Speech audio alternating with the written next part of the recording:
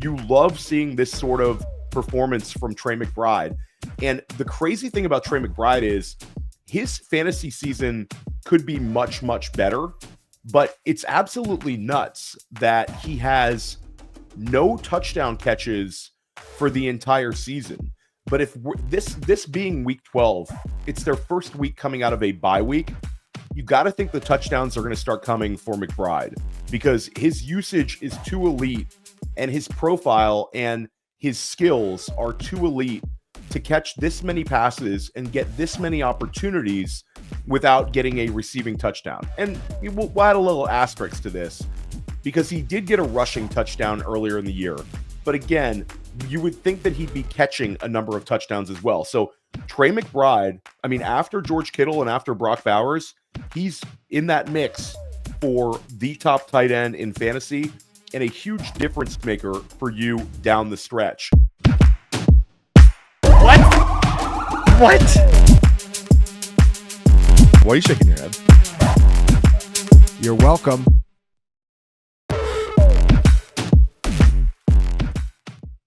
Fantasy Football Week 12. I'm Theo Gremminger with Fantasy Points, and I'm giving you all of the top takeaways you need to know from Fantasy Football Week 12. The fantasy football reactions that are going to help you interpret what you saw this week and moving forward. And this was an exciting one. This was the Bipocalypse, Bimageddon. This was supposed to be a sketchy weekend for us, but it turned out to be one of the most entertaining weekends of the year with plenty of fantasy-friendly performances. And let's start out right at the top. This week was all about big-time performances from big-time players. And it started out with a fun game in New York. And there was performances on both sides of the fence, some positive and some negative. But we've got to start talking about Bucky Irving. Bucky Irving can impact fantasy leagues for the rest of the season. This is a player coming out of a bye week that saw impressive usage that we've been waiting for. This was the first time all season long that Bucky Irving has outsnapped Rachaad White. And his fantasy day for Bucky Irving was huge, but it could have been even bigger. 6 catches for 64 yards. He had 12 carries for 87 yards and a touchdown. And there could have been even more. Sean Tucker had multiple carries at the 1-yard line. Tucker had a fumble on one of them that was recovered by Baker Mayfield. But this could have been an even bigger performance for Bucky Irving. So the box score is going to tell us that Bucky Irving had a very good day. But when we take a deeper dive inside, it could have been a much better day. So Bucky Irving gets a career-high 27.1 PPR points, plays outstanding. But when we start looking at the upcoming schedule for Bucky Irving, this is a player you're going to want to have in your lineup every single week. He gets the Panthers twice. He gets the Dallas Cowboys. And he gets the New Orleans Saints. A tough matchup with the Chargers is mixed in, but that's his next 5 weeks. This is a player that could be a locked-in top 15 running back for the rest of the season. And with his profile as a pass catcher finally shining through, Bucky Irving is going to be a player that's going to gain a ton of momentum heading into 2025. Let's also talk about the other side of the coin, Malik Nabers. This was an ugly one. Tommy DeVito did not show improvement over what we saw with Daniel Jones. This was, if anything, all Tommy DeVito did was come out on the field and have Baker Mayfield do the Tommy DeVito celebration to the MetLife crowd. That was a tough one to see. But you saw Malik Nabers finish with 6 catches for 64 yards on 9 targets, but he wasn't used in the first half at all. It made no sense. And after the game, Malik Nabers kind of went off to the New York media about his involvement. And he wasn't attacking the quarterbacks, but there were some offhanded remarks directed at Brian Daboll, and you really can't blame him. The Giants are an absolute mess. This team is headed in the wrong direction. They play on Thanksgiving Day against the Dallas Cowboys. I would fully expect Malik Nabers is going to be heavily targeted in that one, a sort of a squeaky wheel performance. But with Malik Nabers, he's one of the only players on Fantasy Points data to be at the top of pretty much every single metric: target share, air yard share, first read rate. This is an elite wide receiver that was scoring so well at the beginning of the year. For him to see decreased usage at the end of the season, when we usually see younger rookie wide receivers ramping up, this was a tough sight to see for Malik Nabers fantasy managers. I think we've got to adjust him to more like a mid wide receiver 2 moving forward based on the quality of the New York Giants offense. So let's get back to something positive. Year of the free agent running backs continues. And by the time I'm recording this, Saquon Barkley has not played. Derrick Henry has not played. But this has been a continual theme that we've discussed at Fantasy Points for weeks and weeks now about the impact these veteran running backs have had coming over to new teams in free agency. And sort of the narrative has been guys like Derrick Henry, guys like Saquon Barkley. Then you get the really positive story of the comeback season for J.K. Dobbins, multiple guys, Tony Pollard, tons of them. We even had Joe Mixon, who wasn't a free agent, but did switch teams, having his monster season. But lately, it's been Josh Jacobs. And Josh Jacobs had 3 rushing touchdowns today, a phenomenal performance. Green Bay completely handled the 49ers. 49ers have some real issues without Brock Purdy, but focusing in on Green Bay, it's Josh Jacobs. And Josh Jacobs, it's really taken him a while to sort of ramp up, but he is a locked in, let's call him a top 6 running back moving forward based on what we've seen over the last few weeks. 20 plus points scored in 4 out of his last 5 games played. And since Green Bay's bye week, he's had 23.4 and 28.6 PPR points. Elite bell cow usage from Josh Jacobs. Everything's sort of working with the Green Bay running game right now. We want to lean into Josh Jacobs. And if you have him on your team, you should be really happy because it's a short season moving forward. We're almost in the fantasy football playoffs, and you've got a running back running red hot. And Marshawn Lloyd, the thought that Marshawn Lloyd would get worked in towards the end of the season, he's not going to be there at all. So there's no real competition for Jacobs at all. This is a offense that has traditionally utilized 2 backs, but it's all Josh Jacobs. Jacobs is going to continue to smash. If you have him, be thrilled. And another player, if you have him on your fantasy team, be absolutely thrilled about is Jayden Daniels. Jayden Daniels has had a number of weeks where back-to-back weeks where he failed to enter QB1 land. Sort of tough games against Philadelphia and against Pittsburgh. Then we have to look back to the early season to find a top 5 performance. This was Jayden Daniels' first top 5 quarterback finish since week 3. And Daniels did it in style. We saw the rushing yardage. We saw the passing yardage. We saw the deep touchdown to Terry McLaurin. We saw a thrilling football game involving one of the best kickoff returns you've ever seen. Washington loses a heartbreaker to Dallas, but Jayden Daniels demonstrated that upside that fantasy managers have sort of been waiting for the last couple of weeks. Daniels had 30 points scored. This was the most points that he scored as a pro this week. 3 touchdowns, and the rushing production was just elite. You also saw the long touchdown to Terry McLaurin. And with Jayden Daniels, we've got to get excited because he has an absolutely ideal schedule coming up in the fantasy football playoffs. He's got New Orleans in week 15, and he's got Atlanta in week 17. 2 games where you'd expect him to put up very, very, very strong numbers. So if you have Jayden Daniels, let's elevate him moving forward. Let's hope this was a sign of things to come. And we're not going to even worry about the loss, and we're not going to worry about the interceptions because let's concentrate on the positives. Jayden Daniels was with over 350 combined yards today. We're looking for Jayden Daniels to finish the season off very, very strongly. I'm excited for Jayden Daniels, and you have to love that week 17 matchup against Atlanta. Atlanta just got absolutely smoked against Bo Nix last week. That's a matchup where in week 17, Daniels could give you a massive performance. If you're able to get to your fantasy football title game, that can be a player you lean on. Another backfield that we need to talk about is the Lions. And this is another week where Jahmyr Gibbs and David Montgomery are both going to finish as RB1s on the week. Jahmyr Gibbs scored 2 rushing touchdowns. David Montgomery scored another rushing touchdown. The 2 combined for 6 catches. The Lions win another game. The Lions look like, at least in my opinion, they're the Super Bowl favorites, hands down. They're the best team in football right now, absolutely rolling teams week by week.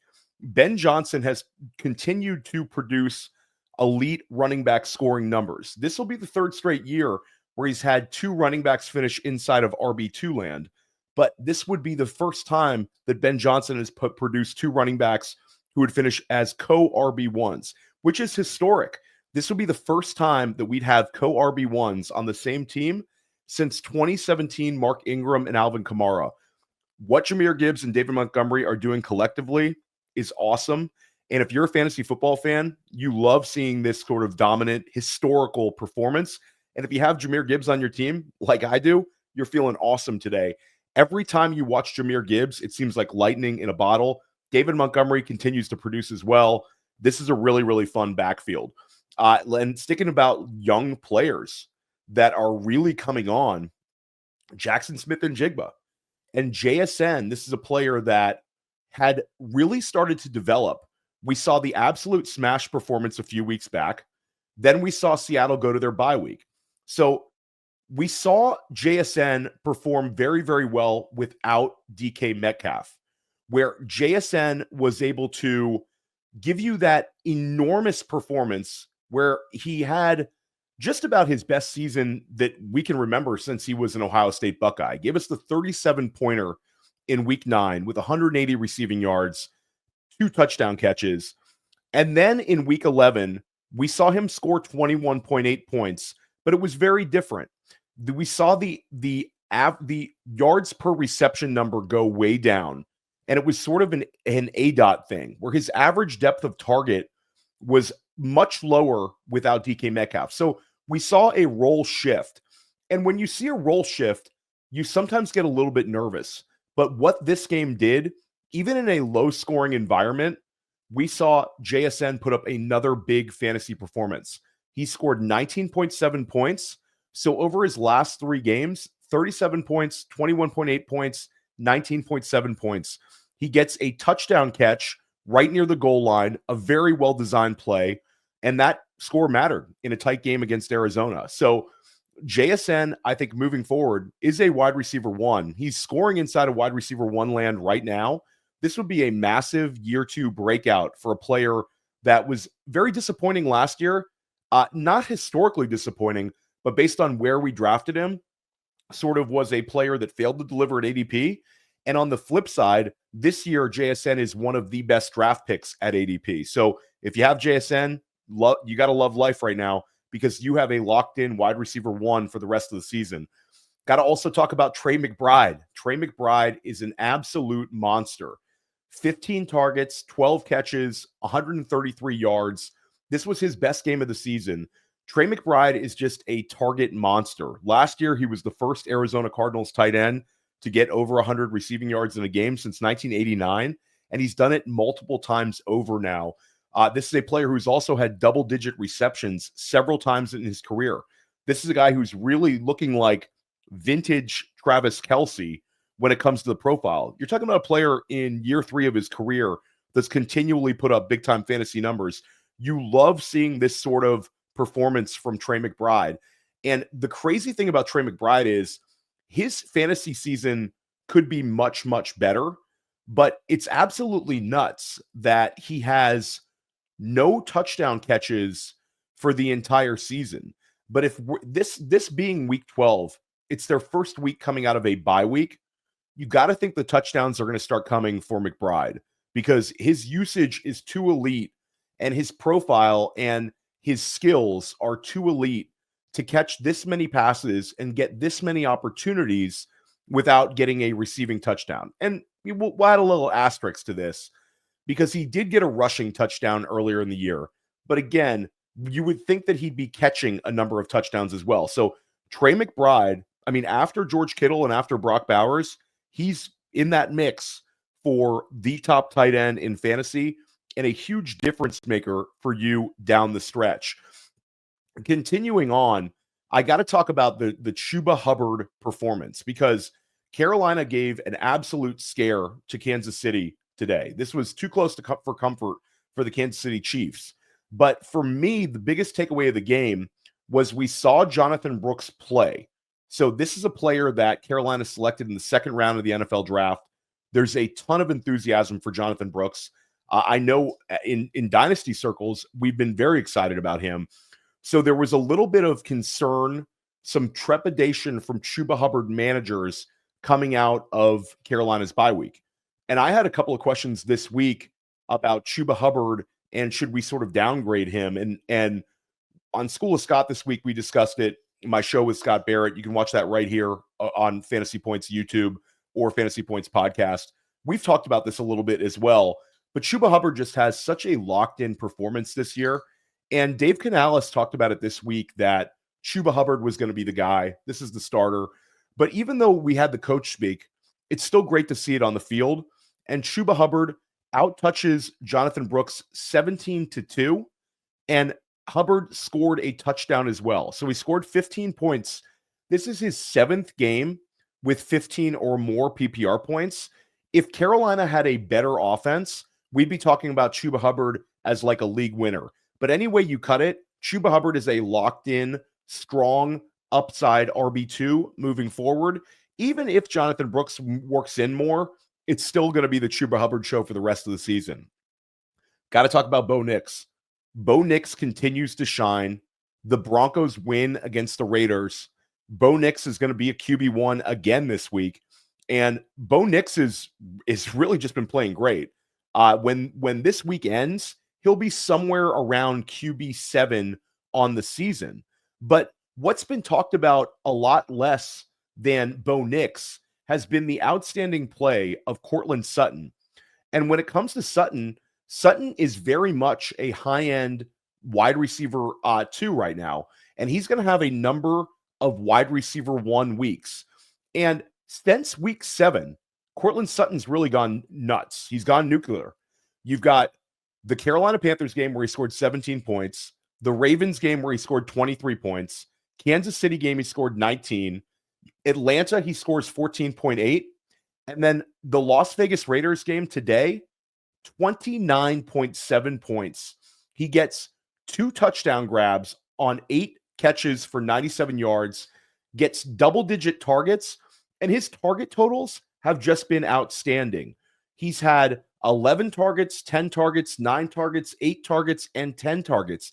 That's his last 5 games played. So it's target volume, production, and a quarterback wide receiver combination that's probably the most underrated in fantasy right now. Courtland Sutton and Bo Nix are looking very strong for the rest of the season, and it gets even better in the fantasy football playoffs.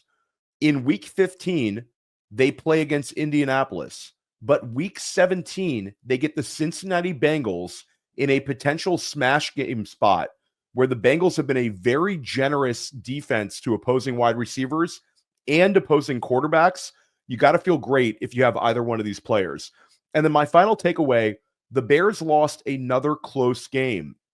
But the one thing that we can say is that under new offensive coordinator Thomas Brown, the Bears have expected target volume to the wide receivers. This is rational play calling.